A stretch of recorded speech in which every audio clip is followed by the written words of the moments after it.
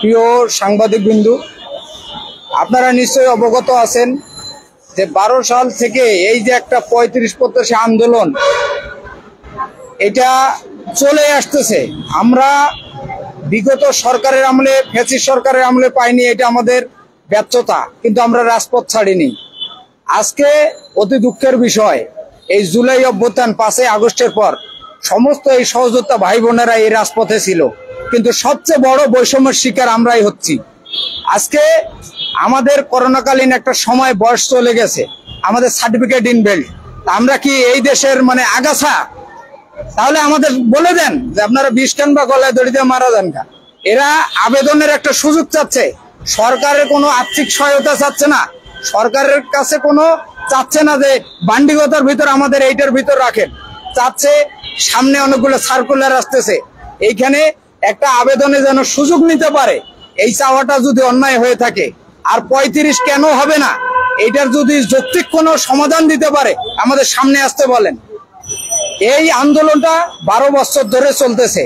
সরকারিতে চাকরিতে আবেদনের বয়সসীমা থাকবে কেন? এটা তো মেধার মূল্যায়নে হবে। বিগত ফ্যাসিস্ট সরকারে ছিল যে না, তকবির বাণিজ্য করে, নিয়োগ বাণিজ্য তকবির করে একটা অবস্থানে নিয়ে গেছে। কিন্তু এখন তো এই সরকারকে আমরা বসাইছি যে বৈষম্যমূলক কোনো আচরণ যেন কোনো শিক্ষার্থীর সঙ্গে করানো হয়। আদৌ আমরা এই দাবিটা নিয়ে বারবার এই রাজপথে আসি, বারবার রাজপথ থেকে এই রক্তাক্ত হই, টিয়ার শেল খাই, গ্যাস খাই, কিন্তু বিনিময়ে শূন্য হাতে আমাদের ফেরত যাইতে হয়।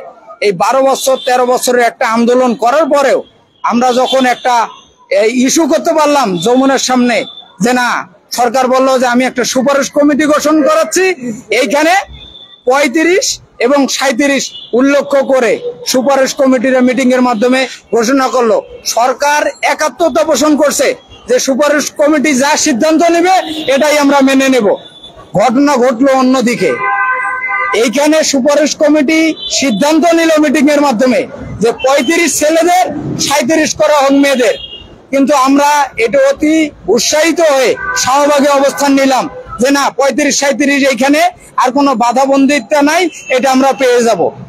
কিন্তু রাজনৈতিক দলের নিবন্ধনে পায় নাই, এমন একটা ভাই স্ট্যাটাস দিল এটা 32 করা হোক। আমরা বারবার একটা জিনিস করে হুঁশিয়ার করে দেই, বিপ্লব বারবার আসে, বিপ্লব থেমে গেছে এমনটাও নয়। সার্জিস ভাই একটা স্ট্যাটাস দিয়ে দেয় এনসিপি বললে ভুল হবে, ওরা হয়তো আমাদের বিরোধিতা করে এটা দিছে। 32 কেন হবে? আপনারা কি ঢাকা ভার্সিটির ডাকসু ইস্যু নির্বাচন করবেন এই জন্যে?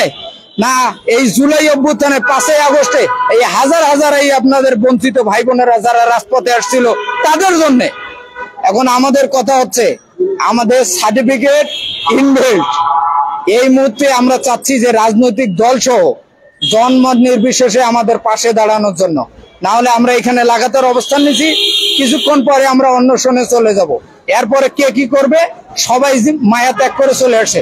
একটা বেকার ছেলে, একটা বেকার মেয়ে জানে যে বাসায় কতটা বাঘবন্দিতার ভিতর তাদের প্রয়োগ করতে হয়। এই যে আজকে সুইসাইড হচ্ছে, আত্মহত্যা হচ্ছে, এই বেকার সমাজ থেকে এটা সবচেয়ে বেশি হচ্ছে।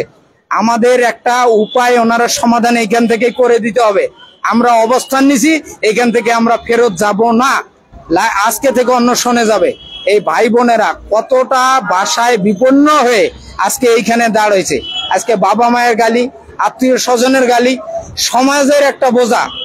আমাদের কথা হচ্ছে যে 35 বছর পার হয়ে গেলেই যে একটা মানুষের মেধা শক্তি কমে যায়, এটা আমাদের প্রুভ করাইতে হবে, এখানে এসে প্রমাণ দিতে হবে। বাংলাদেশের টেকনিক্যাল ইস্যুগুলো আছে, আশেপাশে যতগুলা দেশ আপনারা অবজারভেশন করে দেখেন তো, এমন কোন দেশে আছে technical sector, teaching sector, profession সেক্টরে যেগুলোতে মেধা লাগে, এখানে বয়স মেন্ডেট হয়? কোথাও হয় না।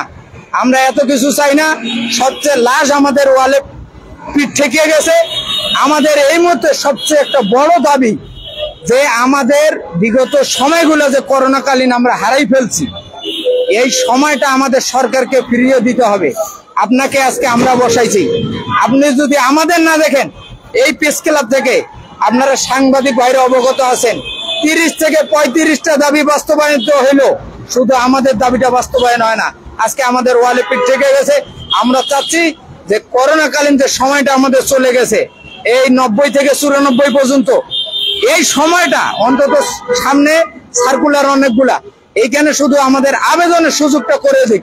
আমরা আর কোনো কিছু সরকারের কাছে চাওয়া নাই, আমরা রাজনৈতিক কোনো প্ল্যাটফর্ম চাচ্ছি না, সরকারের কাছে কোনো ম্যান্ডেট যে আর্থিক সহায়তা এটাও চাচ্ছি না। যে সময়টা আমাদের চলে গেছে, সামনে যে সার্কুলার গুলো আসতেছে এখানে শুধু আমাদের আবেদনের সুযোগ দিক, এইটাই চাওয়া। না হলে আজকের পর অন্বেষণ যাবে, এই যে ভাই বোন কে কি পর্যায়ে যাবে এটার এখন পর্যন্ত আমরা কোনো স্থিতিশীল পাচ্ছি না।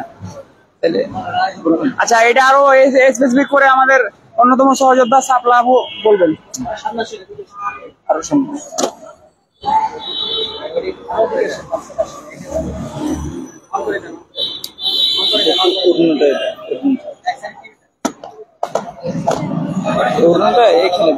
এখানে আটকে দেন, এই আপু দামটা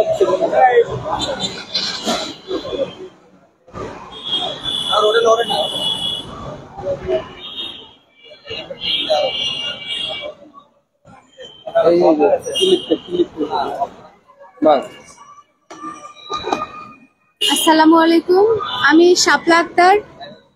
আপনাদের অসংখ্য ধন্যবাদ যে আমাদেরকে আমাদের কথাগুলো শোনার জন্য আসছেন। আমরা গত 2 দিন যাবত এখানে অবস্থান করছি, মানে গতকাল থেকে এখানে অবস্থান করছি এবং আজকে আমরা অনশনে যাব।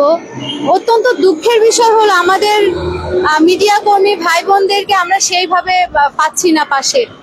আমি আপনাদের কাছে বিনীতভাবে অনুরোধ করছি, আপনারা আমাদের এই বঞ্চনার কথা গণমাধ্যমের মাধ্যমে তুলে ধরবেন, যেন উচ্চতর মহলে সেই বিষয়গুলো যায়। আমাদের মূলত দাবি হলো আমাদের করোনাকালীন যে সময়টা নষ্ট হয়েছে সেটা যেন আমাদেরকে অন্তত ফেরত দেওয়া হয় এবং সেই সময়টা যেন আমরা পরবর্তী চাকরিতে আবেদন করতে পারি। আমাদের আসলে বঞ্চনার শেষ নেই। আমরা বিগত 16 বছরে যতগুলো বৈষম্য হয়েছে সবগুলো বৈষম্য, নিয়োগ বাণিজ্য করেছে, যত প্রশ্ন ফাঁস, যত কোটার বৈষম্য ছিল সমস্ত আমাদের উপর দিয়ে গেছে। এমনকি করোনাকালীন আমাদের যারা 90 থেকে 94 যাদের জন্মসাল, তারা করোনাকালীন 3 বছর অনেকে আংশিক হারিয়েছে, কিন্তু 2টা জেনারেশন একদম সম্পূর্ণ তাদের 3টা বছর হারিয়েছে। শুধুমাত্র বিশেষ ব্যতীত ওই সময়টাতে কোনো সার্কুলার হয়নি এবং পরবর্তীতে করোনার যে প্রভাবটা সেটা কাটিয়ে ওঠার ক্ষেত্রেও দেখা গেছে যে ওইভাবে সার্কুলার গুলো আসেনি। আবার দেখা গেছে যে সার্কুলার গুলো ছিল সেখানে একদিনে 15 থেকে 20টা নিয়োগ পরীক্ষা হয়েছে, যেখানে আমরা 1টা থেকে 2টার বেশি পরীক্ষাগুলোতে বসতে পারিনি। আবার আমাদের যে ব্যাকডেট সুবিধাটা দেওয়া হয়েছিল সেই সুবিধাটা থেকে আমরা সম্পূর্ণ বঞ্চিত। আবার যখন 32-এর প্রজ্ঞাপনটা হলো, আমরা যারা 35-এর আন্দোলনের সাথে ছিলাম বিগত 12 বছর ধরে, সেই সকল ভাই বোনেরা যখন 32-এর প্রজ্ঞাপন হলো তারা অলরেডি 32+, তার মানে আমরা একদিনও 32-এর সুবিধাটা পাইনি। এমতো অবস্থায় আমাদের জীবনে যত ক্ষয়ক্ষতি হয়েছে, যত বঞ্চনা হয়েছে, তার সমস্ত থেকে আমাদেরকে অন্তত করোনাকালীন যে সময়টা, সেই সময়টার ন্যূনতম 3টা বছর আমাদেরকে আবেদনের সুযোগ দেয়া হোক। এই দাবির প্রেক্ষিতে আমরা গতকাল থেকে এখানে অবস্থান নিয়েছি এবং আজকে দুপুরে এই যে একটু পর থেকে আমরা অনশনে যাব এবং সেটা আমরণ অনশন হবে।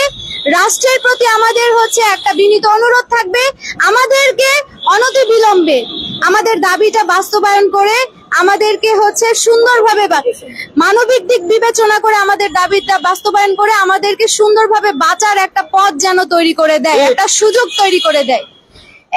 আর আমাদের দাবি যদি বাস্তবায়ন তারা না করে, আমার অনশনরত অবস্থায় আমাদের কোনো ভাই বোনের যদি ন্যূনতম ক্ষতিও হয় তার দায়ভার এই রাষ্ট্রকে বহন করতে হবে।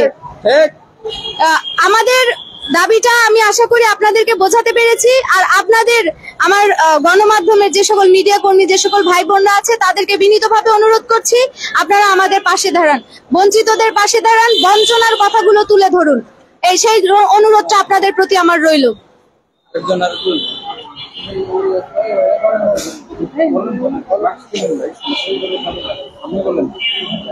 একটু বিসমিল্লাহির রহমানির রহিম। প্রিয়